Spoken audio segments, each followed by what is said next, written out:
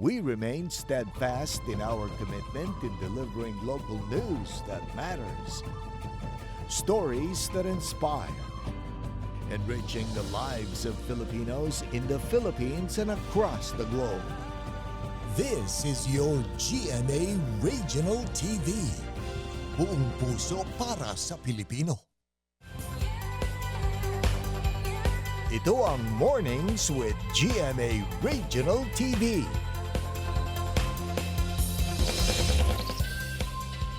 Magandang umaga. Ito ang Mornings with GMA Regional TV. Hatid namin ang mahalagang lokal na balita mula sa Luzon. Good morning, partner. Good morning. Bigat mo. Yes, good morning sa iyo, partner, at good morning sa ating mga kapuso. Mahilig ka sa Gigi, ano? Galunggong, Gigi. oo. Mamaya, alam mo, sabi ni Kapusong Grasal Simorio, wala na raw nabibiling sariwang Gigi ngayon sa mga pamilihan, ah. Nako. Pero kasi ang Gigi naman mahal na, hindi na siya per months ano 'yon, ulam. Mamaya makakasama rin natin ang kinatawan ng COMELEC para pag-usapan ng paghahanda para sa 2025 national and local elections. Ayan. Narito na ang mga unang balita. Mga kapuso, ilang buwan na raw na nararanasan ang kawalan ng supply ng sariwang galunggong o Gigi sa Dagupan City ayon sa mga tindera.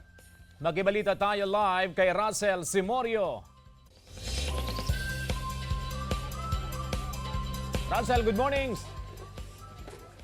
CJ, good morning sa mga naghahanap ng sariwang galunggong. Wala munang mabibili dito yan sa Magsaysay Fish Market sa Dagupan City dahil puro frozen na galunggong ang ibinabagsak na supply ngayon dito. Pero sabi naman ng Department of Agriculture, simula sa susunod na buwan, mararamdaman na ang unti-unting pagdami ng supply ng locally produced na galunggong. Naglalaro sa 160 hanggang 170 pesos ang presyo ng kada kilo ng galunggong sa Magsaysay Fish Market sa Dagupan City. Pero paglilinaw ng mga tindera, mga frozen fish ito.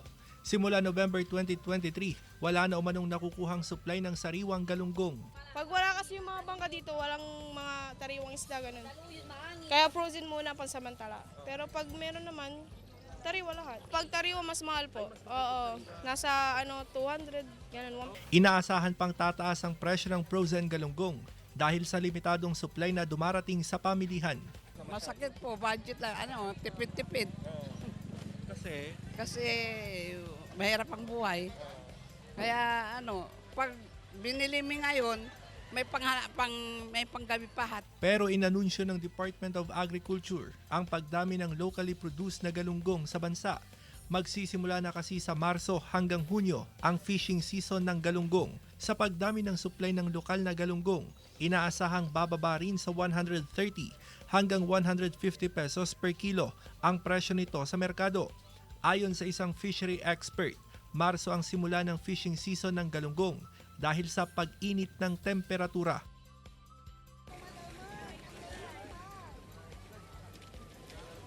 Si Jay, hindi gaya dati, kakaunti talaga ngayon ang supply ng isda. Dito yan sa Magsaysay Fish Market sa Dagupan City. Paliwanag ng isang fishery expert ay dahil malamig ang panahon. Normal daw kapag malamig ang panahon, nakakaunti ang huli sa laot ng mga mangingisda dahil mababa yung metabolismo ng isda. Silipin naman natin ang presyuhan ng isda at seafoods dito sa pamilihan. Nasa 100 pesos ang kada kilo ng salmon, 150 pesos ang kada kilo ng sapatero. Naglalaro sa 150 hanggang 160 pesos ang kada kilo ng bangus, 100 pesos ang kada kilo ng tilapia, 180 hanggang 300 pesos ang kada kilo ng pusit. Ang hipon mabibili sa 400 pesos kada kilo, habang nasa 80 pesos per kilo ang tahong. Nagbigay naman ng tips ang otoridad sa mga consumer para sa tamang pagkilatis para malaman kung sariwa ang binibiling isda. Una ay kailangan daw mamula-mula yung hasang ng isda. Indikasyon daw yan na sariwa yung mabibiling isda. At kung pipisilin yung isda, dapat hindi siya malambot. Katamtaman lamang yung lambot niya. Dahil kung talagang malambot yan, indikasyon din yan na hindi sariwa ang isda. At panghuli, normal lang sa isda na malansa ang amoy. Pero kung nakasusulasok at pabaho ang amoy ng isda, magtaka ka na, hindi raw yan sariwa. Yan mula latest mula rito sa Magsaysay Fish Market. Balik sa'yo, CJ. Maraming salamat, Russell Simorio. Apektado ang mga fish growers sa Barangay 34A, Gabulawag City, Ilocos Norte dahil sa pagbaba ng antas ng tubig ng Padsan River. Bawat fish cage, nasa 20 kilos ng tilapia ang laman, ngunit dahil sa patuloy na pagbaba ng antas ng tubig, nangamatay raw ang ilang alagang isda. Inilipat ng mga fish grower ang kanilang fish cage sa mas malalim na antas ng tubig upang maisalba ang mga natitirang alaga. Nasa 4 na talampakan daw ang ibinaba ng antas ng tubig. Kapag ka na-verify natin yan at dulot niyan ng abnormalities sa weather, binibigyan naman ng city government through ng ating opisina, ang City Agriculturist Office, na mabigyan ng intervention o tulong yung mga affected na fisher folks.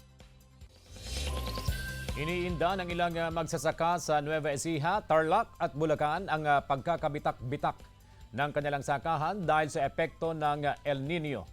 Kulang daw kasi ang tubig sa Pantabangan Dam na nagsusupply ng tubig sa mga irigasyon, lalo na sa service area ng National Irrigation Administration, Upper Pampanga River Integrated Irrigation System o NIA o PRIIS. Ayon sa grupo ng mga magsasaka, nasa 40,000 na ektarya ang nagkabitak-bitak na dahil sa mainit na panahon. Bukod sa kakulangan ng tubig, na aantala pa raw ang pagpapatubig na naging dahilan para matuyo at mamatay ang mga punla. Nagsasagawa rin ang mga magsasaka ng rotational at clustering o alternate wet and dry na isinusulong ng NIA o PRIIS para magamit ng maayos ang tubig ng Pantabangan Dam.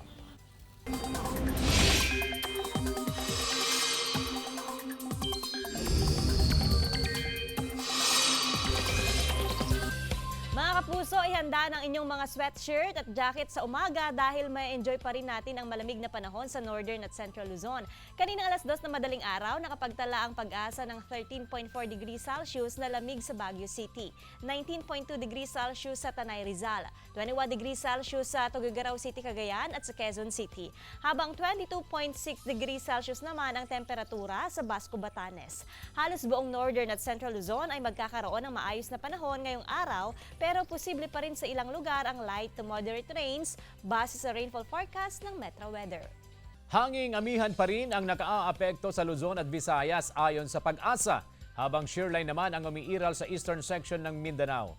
Dahil sa amihan, sa mga kapuso nating mangingisda, maalon at delikado ngayon ang pumalaot ang maliliit na sasakyang pandagat sa mga dagat na sakop ng Cagayan Valley Region, Aurora at sa ilang baybay ng Ilocos Norte, Quezon, Bicol Region, Northern at Eastern Samar, Dinagat, Surigao Provinces kasama ang Siargao at Bukas Grande Islands at ng Davao Oriental. Samantala, patay ang 30 anyos na lalaki matapos pagsusuntukin ng grupo ng kalalakihan sa San Carlos City, Pangasinan. Naka-alerto Jasmine Gabriel Galban.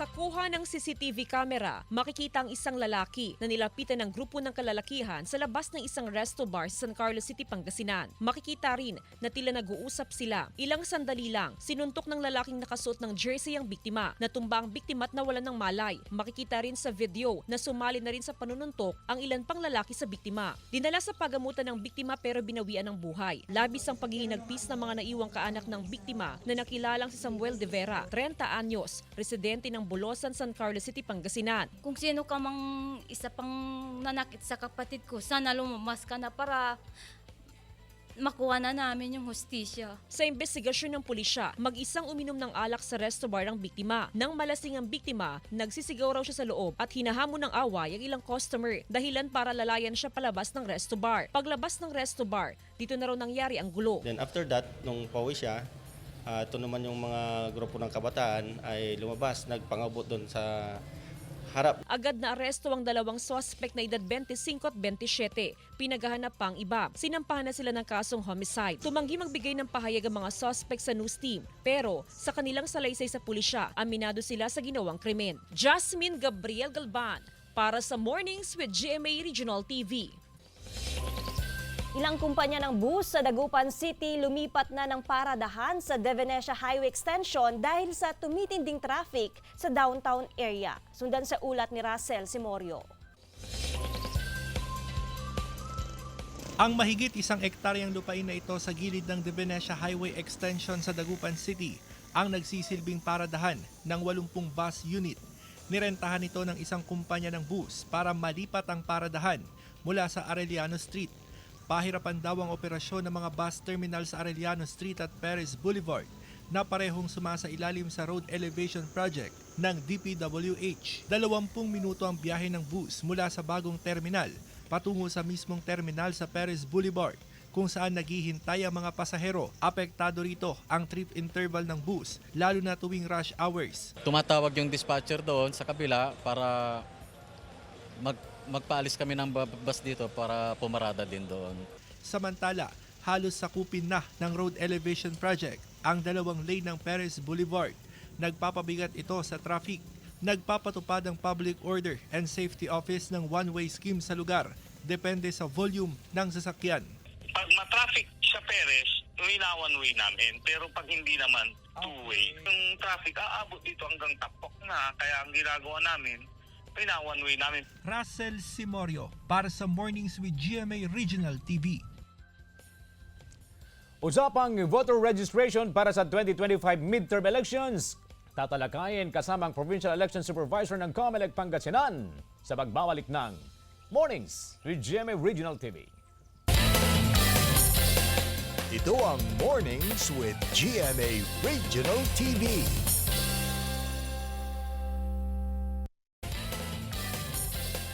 Ito ang Mornings with GMA Regional TV.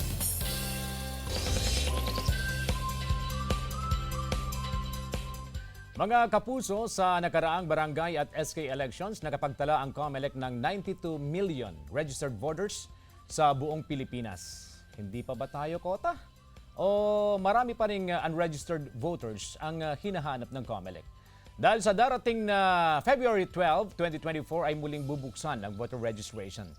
Para pag-usapan niyan, mga kapuso, magkakasama natin ang Provincial Election Supervisor ng Pangasinan na si Attorney Marino Salas. Welcome back to Mornings with GMA Regional TV. Attorney, naimbagabigat mo. Naimbagabigat, Sir CJ, naimbagabigat po sa lahat ng kapuso natin. Okay, magbubukas ulit ang voter registration sa Feb 12. Yeah, po. Okay, hanggang kailan to? Hanggang September 30 po ang registration. Okay, sino-sino po yung mga pwedeng magparehistro sa COMELEC? Lahat po ng mga hindi pa nakarehistro, pwede pong mag-apply ng registration, transfer, correction of entries po. Tatanggapin po namin yan sa lahat po ng opisina namin. Okay, transfer.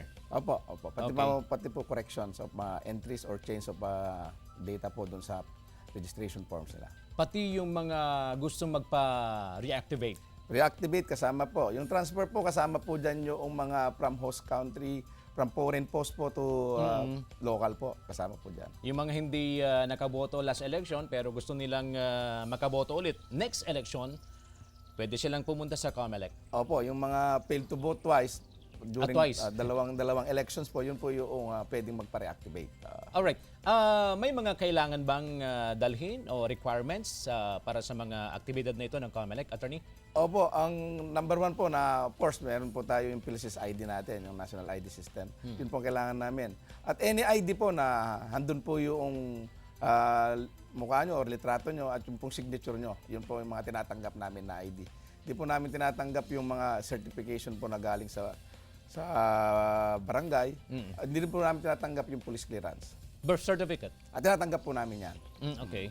Alright. Ano po ang expectation natin sa aktibidad nito ng COMELEC? Ilan po yung tinatarget po natin ng mga individual? Sa kabuuan po sa ating bansa po, about 4 million po yung tinatarget natin. Dito po sa ating lalawigan, mga 30 to 50,000 po yung tinatarget natin. Okay. At para ito sa 2025 midterm elections. Tama po.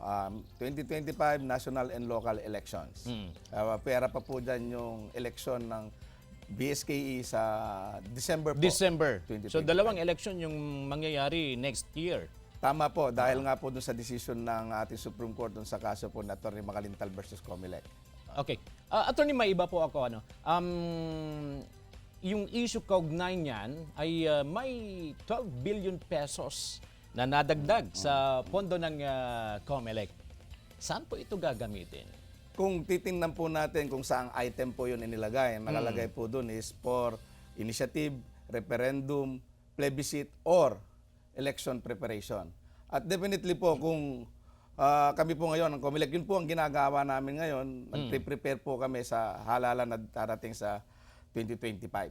So yung pong 12 million na yon, gagamitin po namin sa pagpe-prepare para sa halalan darating. Okay, nadadawit kasi yung ahensya natin, yung COMELEC, dahil sa 12 billion pesos na yan, parang paghahanda raw ito para sa nilulutong plebisito on charter change. Would you like to comment on this, Attorney? Opo, yun nga po ang sinasabi nila na dinagdag ito para dun sa People's Initiative na sa ngayon po meron daw po mga nagpapapirma. On our end naman po, every fiscal year po, humihingi po kami ng budget para dun sa activity na yan. Dahil kami naman po talaga yung ahensya na gumaganap o kami po yung napapatupad ng mga aktibidades na ito. So, normal po yun na meron pong budget na hinihingi kami para sa initiative, para sa referendum, para po sa plebiscite.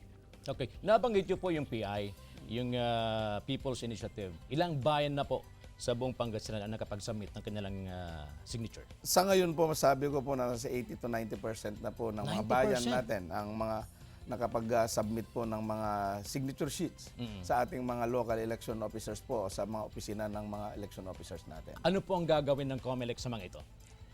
Sa amin po dito sa field po dito sa Pangasinan, we have to secure that. Yung mga sinabit po sa amin. Hindi nyo pwedeng buksan? Hindi po muna namin pwedeng galawin yan. Basta we have to secure it. Mag-iintay po kami ngayon. Nag-issue po kami of course ng corresponding certification dyan na na-receive namin yan. Then, na-notify po namin ang Office of the Clerk of the Commission. Hintayin po namin kung ano po magiging order ng Commission and Bank. Okay. Bago nyo magalaw? Tama po. For authentication? Yes po. Kasi kailangan po muna ng petition na i-file po doon sa Commission and Bank. At the Commission and Bank will be the one to determine whether or not sufficient informed substance po yung petition.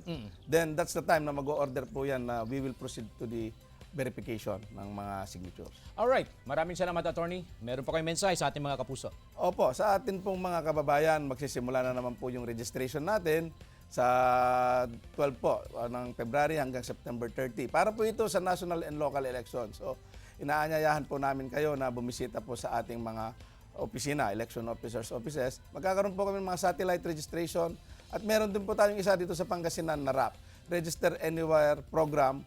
Doon po ito sa Lingayen. Alright. Thank you, Attorney. Thank you po. Maraming salamat po. Mabuhay po kayo. Mga kapuso, nakasama natin ang Provincial Election Supervisor ng Pangasinan, si Attorney Marilu Salas. Sa iba pang balita mga kapuso, Carla Abellana, Ara San Agustin at ilan pang kapuso artists inabangan ng fans sa Mr. Lac City Coronation Night. Narito ang report. Nagpasiklaban sa ganda at galing sa pagrampa ang 18 kandidata sa 2024 Mr. Lac City Coronation Night na bahagi ng pagdiriwang ng Kaisa Festival sa lungsod ng Tarlac. Baon ang kumpiyansa sa sarili. Nasubok ang husay ng mga kandidata sa pagdadala ng kasuotan mula sa casual wear, swimsuit at evening gown. Nagpamalas din ng talino ang mga kandidata sa question and answer portion. Hinarana ni The Clash Season 5 Grand Champion John Rex ang mga kandidata. At may special song number pa para sa Kapuso fans. Hindi mo na kailangan pa magtanong ng paulit-ulit. Iba pala talaga ang beauty ng mga siguro it touches my heart din. It's an honor na makasama kayo sa isang malaking event na ito. So maraming salamat po. Kabilang sa panel of judges si Kapuso actress Ara San Agustin na napapanood bilang si Joanne sa GMA Primetime Action Series na Black Rider. At Kapuso actress Carla Abellana na gumaganap bilang Lucy sa GMA Afternoon Prime Show na Stolen Life. Ako talaga sobrang ina-admire ko yung mga kababaihan na sumasali sa mga beauty pageants because hindi lahat may confidence and kayang gawin ito. So, ang tatapang nila and ang gaganda nila. Lahat naman sila worthy ng title, worthy ng crown. But of course, congratulations sa mga nag-place talaga. So, sulit ang lahat ng pinaghirapan nila. Nagsilbing host ng programa si 24 Oras Game Changer segment host and GMA Synergy Sportscaster Martin Javier. Sa lahat po ng sumali dito, the energy was amazing. As per usual, it's my first time hosting in an outdoor setup like this sa Plazuela. Napakaganda po nung venue natin dito sa Tarlac City. It's such an honor to be hosting one of the most important nights of the year. Sa huli, kinoronahan bilang Miss Tarlac City 2024 si Sasha Julie Bell Lacuna na mula sa Barangay Care. Layunin ng patimpalak na isulong ang pagkakaroon ng pantay na estado ng mga kababaihan at mabigyan ng importansya ang kanilang mahalagang kontribusyon sa lipunan. Joan Punsoy para sa Mornings with GMA Regional TV. Ito ang Mornings with GMA Regional TV.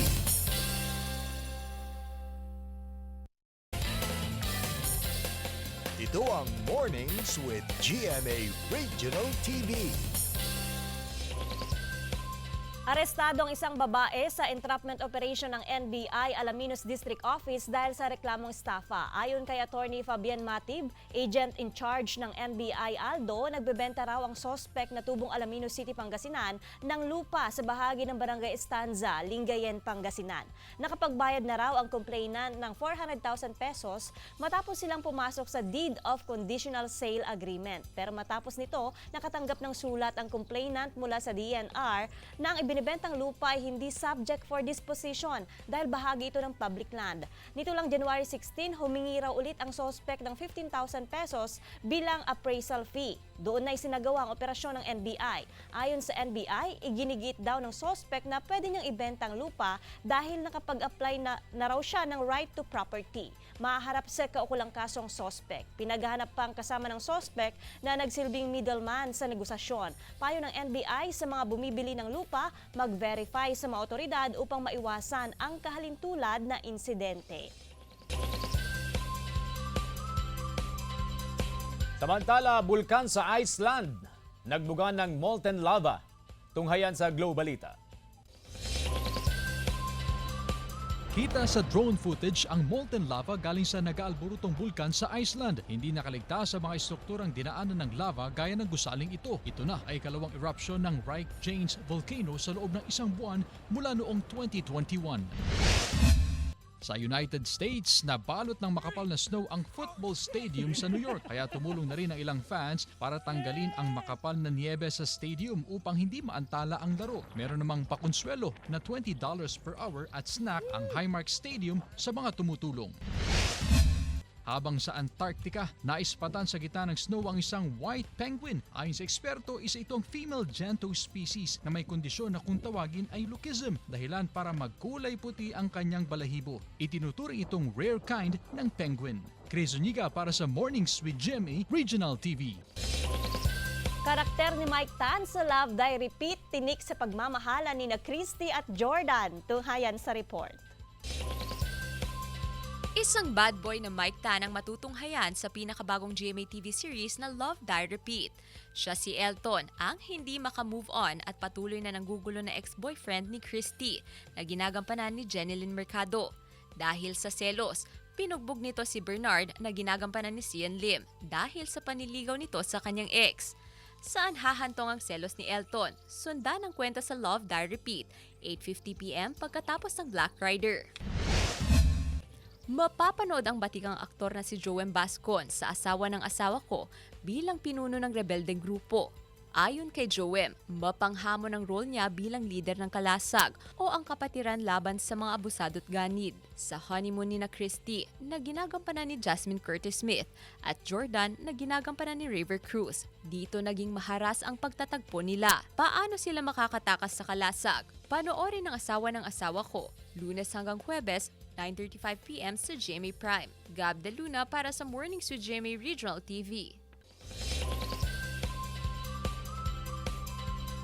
Japanese tunnel sa Kamalig Albay, muling binuksan sa publiko.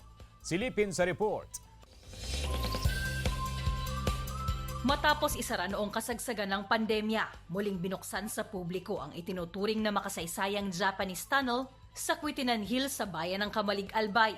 Sa muling pagbubukas nito, may nakatayo ng Visitors Information Center at sementado na ang pathway patungo sa tunnel. Napag-alaman na may kabuuang 28 lagusan ang tunnel sa naturang bulubunduking lugar. Pero 18 pa lamang dito ang nadidiskubre. Ang Quitinan Hill po, isa po sa pinakamataas na lugar sa Kamalig Kumbaga kitang-kita po lahat, 360 degrees paikot ng Albay.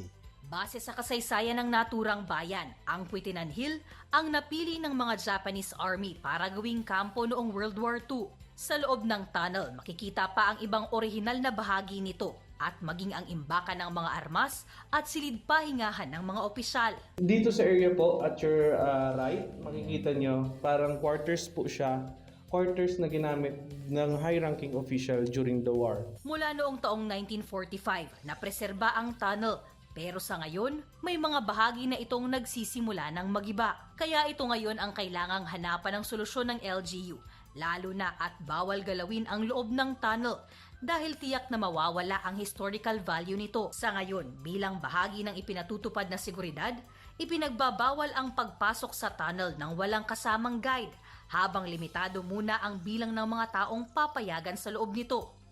Sakaling tuluyan ng maayos ang lugar, positibo ang LGU na malaki ang maitutulong nito sa pagpapasigla ng turismo at ekonomiya ng bayan. Jessica Kalinog para sa Mornings with GMA Regional TV.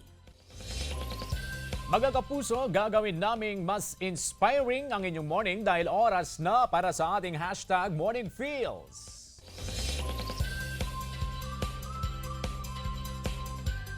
By voting, we add our voice to the chorus that forms opinions and the basis for actions. By Jens Stoltenberg, a Norwegian politician and the 13th Secretary General of North Atlantic Treaty Organizations o NATO. Abangan bukas mga kapuso ang Sky Garden, kaugnay sa kanilang second single na Historia. Maraming salamat mga kapuso sa pagtutok sa Mornings with GMA Regional TV. Samahan niyo kami mula Lunes hanggang Biyernes. Ako po si Joan Punsoy. Maaaring mapanood ang ating episode sa www.gmaregionaltv.com at mag-subscribe sa official YouTube channel ng GMA Regional TV. Ako po si CJ Torida, buong pwersa para sa mas malaking misyon at mas malawak na paglilingkod sa bayan.